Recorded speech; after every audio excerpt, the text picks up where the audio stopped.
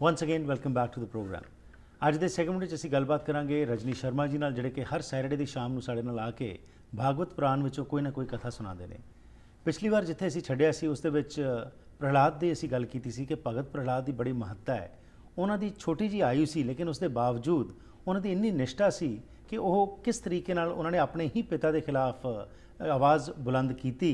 ਕੀ ਕੁਝ ਹੁੰਦਾ ਹੈ, ਆਓ ਇਸ ਸੰਬੰਧ ਵਿੱਚ ਗੱਲਬਾਤ ਕਰਦੇ ਹਾਂ ਤੇ ਕੀ ਸਿੱਖਣ ਦੀ ਲੋੜ ਹੈ, ਇਸ ਬਾਰੇ ਵੀ ਕੁਝ ਚਰਚਾ करेंगे। स्वागत करते हैं रजनी शर्मा जी का। वेलकम टू द प्रोग्राम जी।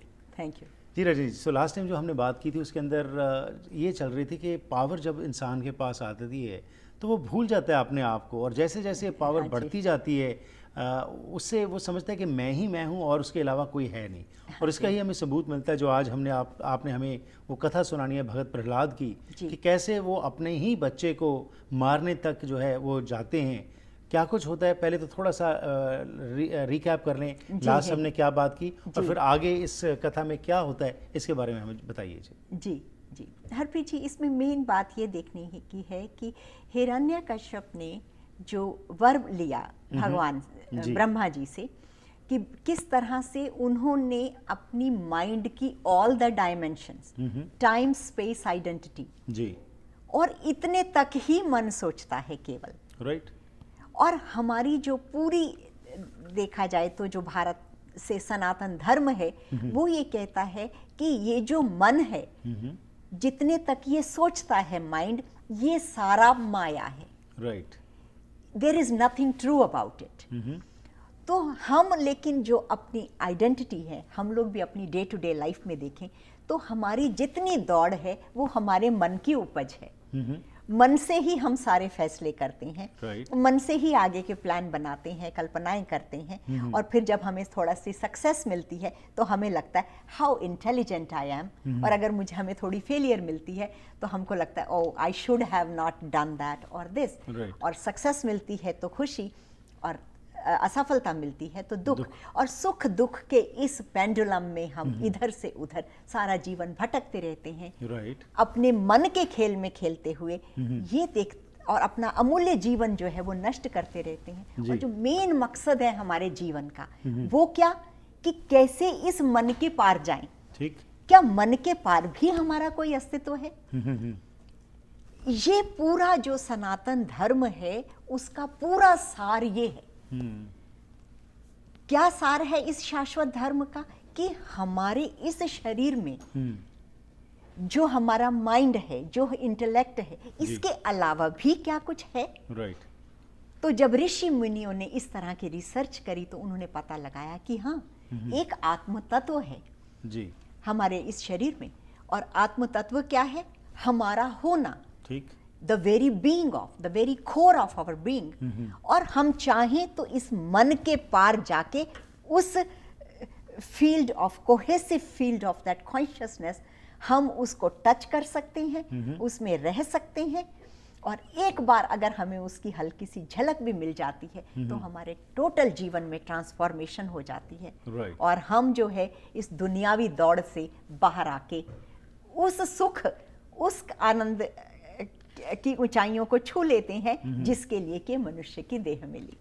बिल्कुल सही कहा जी कि this is one of the most intriguing questions कि how to go beyond the mind, जो आपने बात की। लेकिन धर्म का मकसद तो यही था कि हमें इस अवस्था में लेके जाता, लेकिन आज तो कुछ और ही हो गया कि वो धर्म के अंदर ही हम जकड़ के रह गए, और वो भी बजाय कि हमें बियॉन्ड द माइंड लेके जाता, हमें उसने सिर्फ इन्वॉल्व कर दिया सुपरस्टिशंस में, रिचुअल्स में, सेरेमनीज में।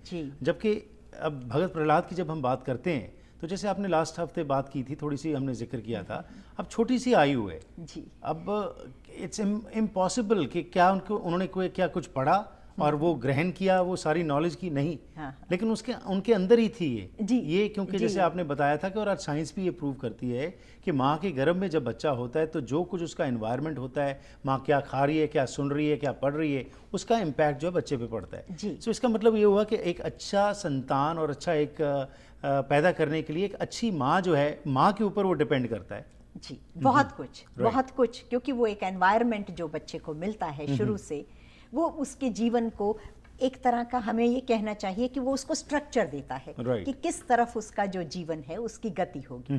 तो ये इट इज़ वेरी इंपॉर्टेंट। तो इसीलिए कभी कभी हम देखते हैं कि आज की जो शिक्षा है और जो स्त्रियों में भी दौड़ लगी है ऑलमोस्ट पुरुषों की तरह सभी सफलताएं प्राप्त करने की, सफलताएं ही नहीं ऑलमोस्ट उनकी तरह बनने की, उसकी वजह से भी हम देखते हैं कि कितनी ज़्यादा ये जो है क्योंकि वो स्त्री ये भूल जाती है कि जो भावी पीढ़ी है वो उसकी गोद में पलेगी।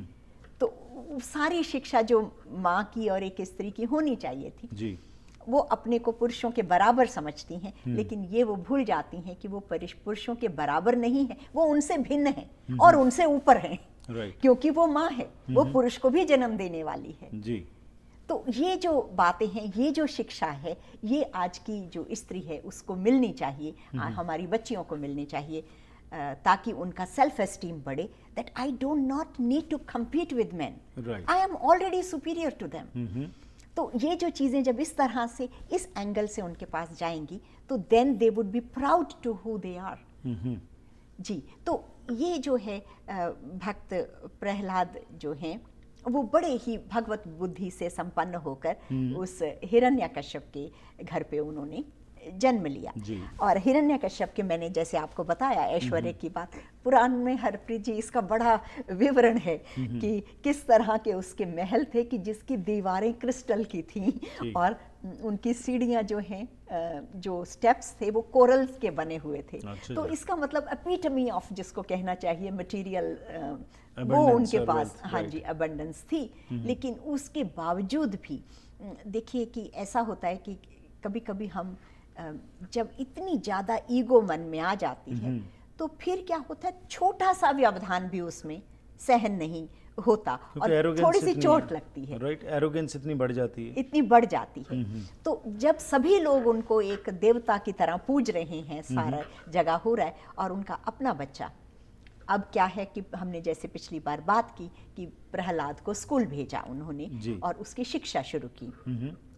तो उनकी जब वो एक दिन उनके पिता महल में बैठे तो उन्होंने प्रहलाद को अपने पास बुलाया और बड़े प्यार से उसको अपनी गोद में बिठाया और पूछा कि तुम अब स्कूल जा रहे हो बेटा, हमें बताओ कि आपने स्कूल में आप क्या सीख रहे हो।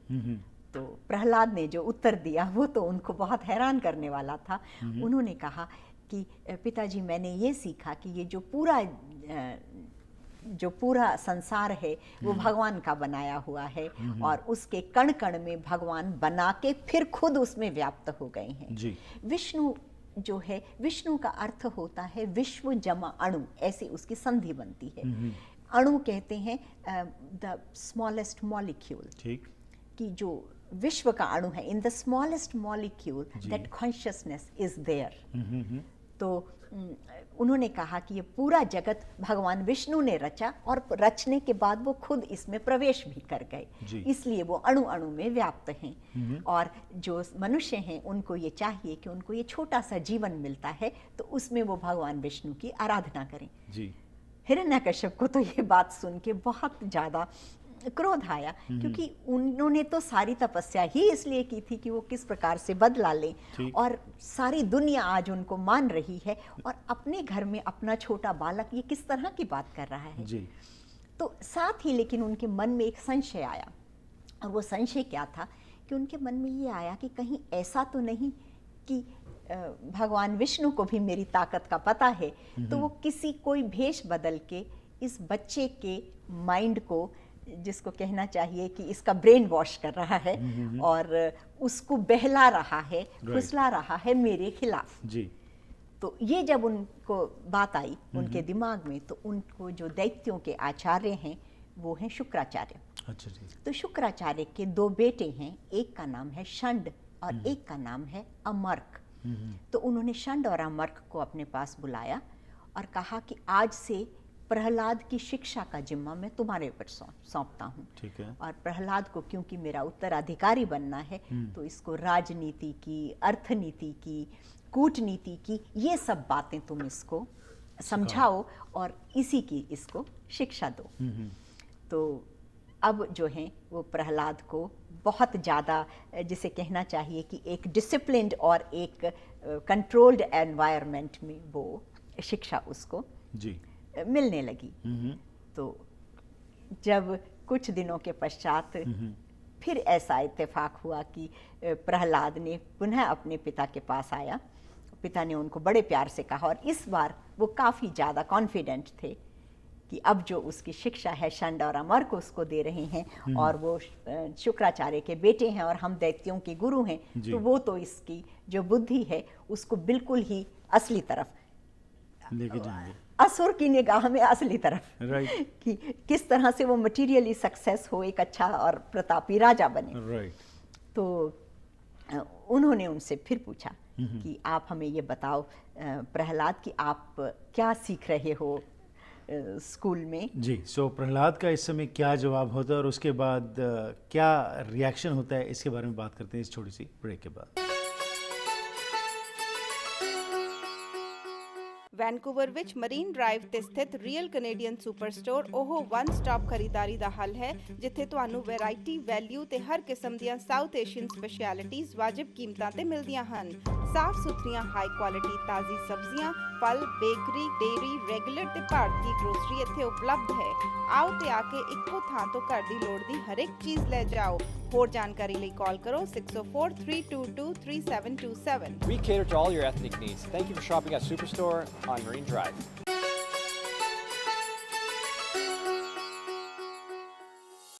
ਸੋ ਸਵਾਗਤ ਹੈ ਜੀ ਇੱਕ ਵਾਰ ਫਿਰ ਆਪ ਸਭ ਦਾ ਅੱਜ ਦੇ ਇਸ ਪ੍ਰੋਗਰਾਮ ਦੇ ਵਿੱਚ। ਬ੍ਰੇਕ ਤੋਂ ਪਹਿਲਾਂ ਰਜਨੀ ਸ਼ਰਮਾ ਨੇ ਸਾਨੂੰ ਦੱਸਿਆ ਸੀ ਕਿ ਭਗਤ ਪ੍ਰਹਲਾਦ ਦੁਬਾਰਾ ਤੋਂ ਆਪਣੇ ਪਿਤਾ ਕੋਲ ਆਉਂਦੇ ਨੇ।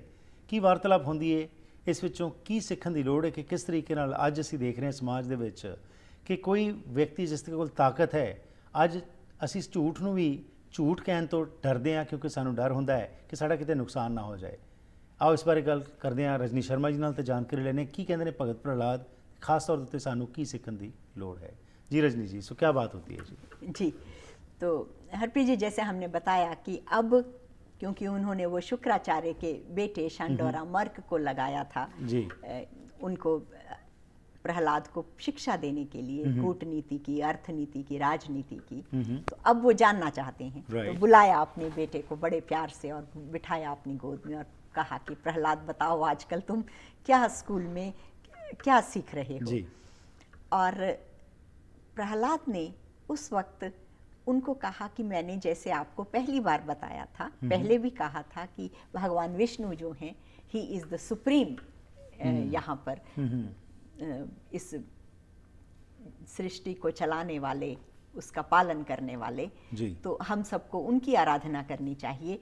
तो अब मैं आपको बताता हूँ कि उनकी आराधना या उनकी भक्ति है वो किस तरह की से करते हैं। अच्छा जी। और उनको बताने लगे कि ये नवदा भक्ति होती है, नवधा कहते हैं उसको, नवदा भक्ति यानी कि 9 प्रकार की भक्ति, जिससे कि धीरे धीरे वन आफ्टर द अदर तो आप भक्ति की ऊंचाई पे पहुंचते हो। तो एक प्रोसेस है, नवदा भक्ति प्रोसेस कहते हैं उसको।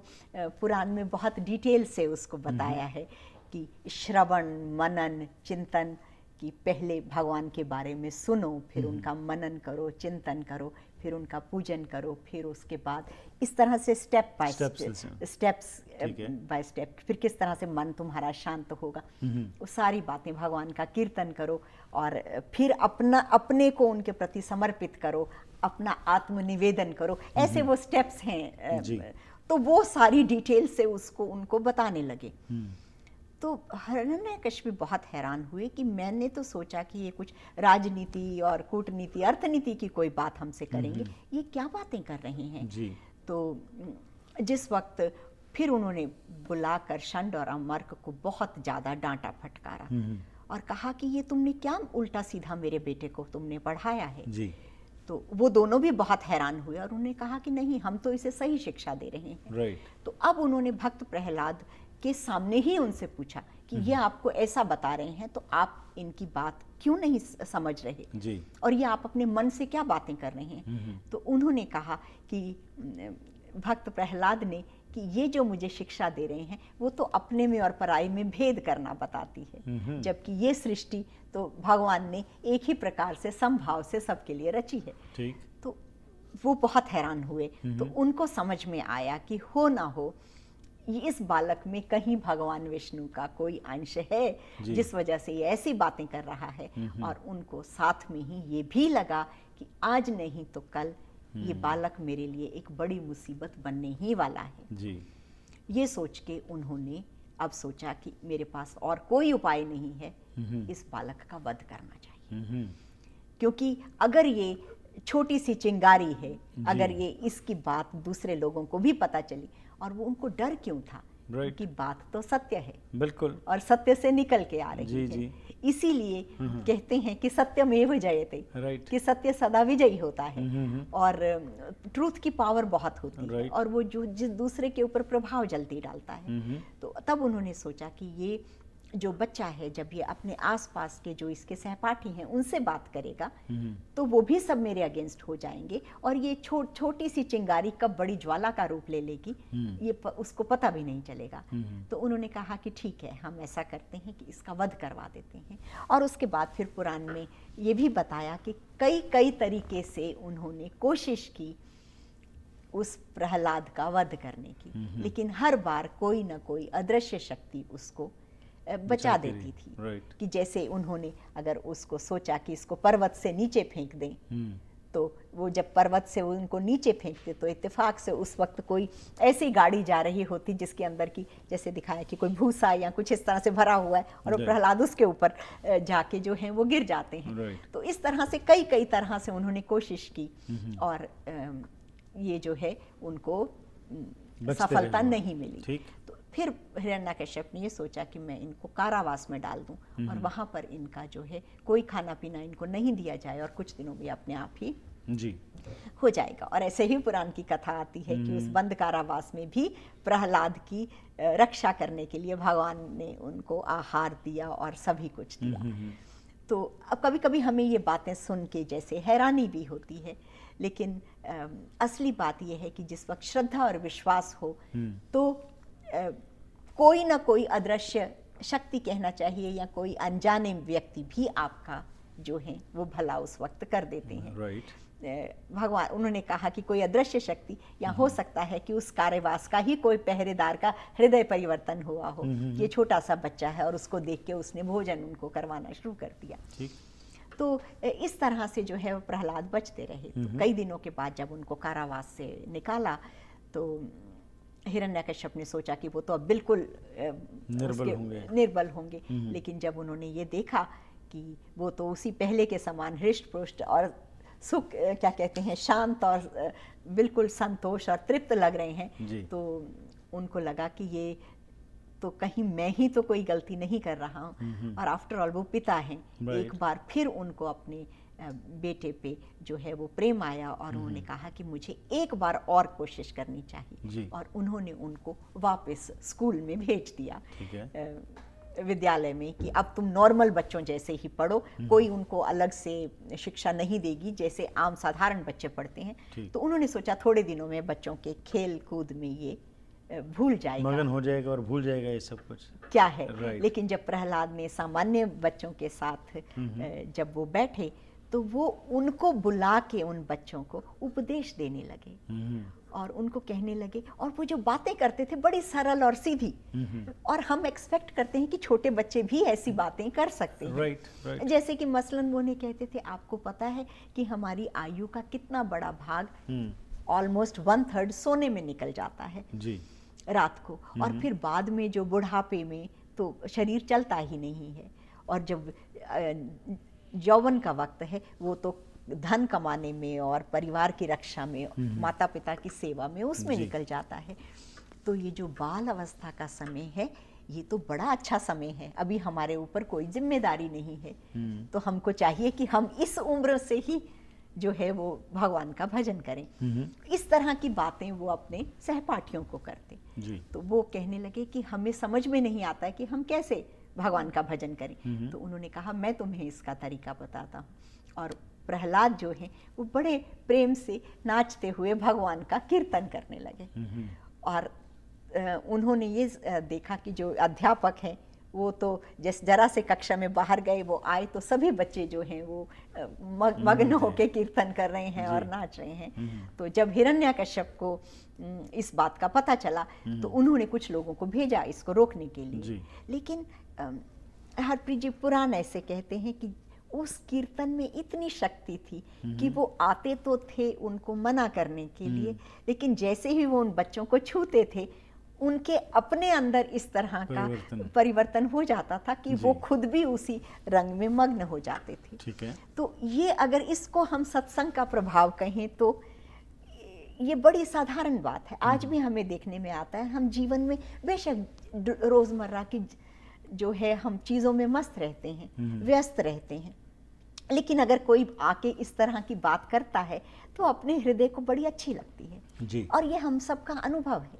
राइट। अगर बात सत्य से आ रही है तो तुम्हारे हृदय को छूती है और फिर हमारा मन भी ये सोचता है कि देखो बात तो ठीक है, and I should do something about my self also. तो ऐसा नहीं कि प्रहलाद से कोई एक अदृश्य शक्ति या कोई जादू कुछ इस तरह से हो रहा है, ऐसा नहीं।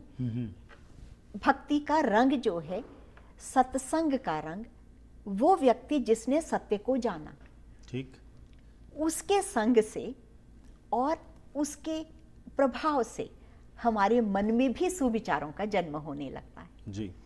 तो ये हिरण्यकश्यप ने देखा भक्त प्रहलाद को की शिक्षा दीक्षा करके। तो जब उन्होंने ये देखा कि इस बच्चे के ऊपर तो कोई भी असर नहीं है, तब उन्होंने सोचा कि इसका जो है वध करना ही एकमात्र उपाय रह गया है और अब मैं उसी का सहारा लूंगा। अगेन जो आपने बात की कि एक इंटेंशन का आप जिक्र कर रहे हैं, वो इंटेंशन थी और उसकी वजह से वो उसी रास्ते पे दृढ़ रहे जी। आज वो इंटेंशन नहीं पता लग रहा, वो बन नहीं रही है इंसान की, पता नहीं लग रहा है कि क्या मकसद क्या है।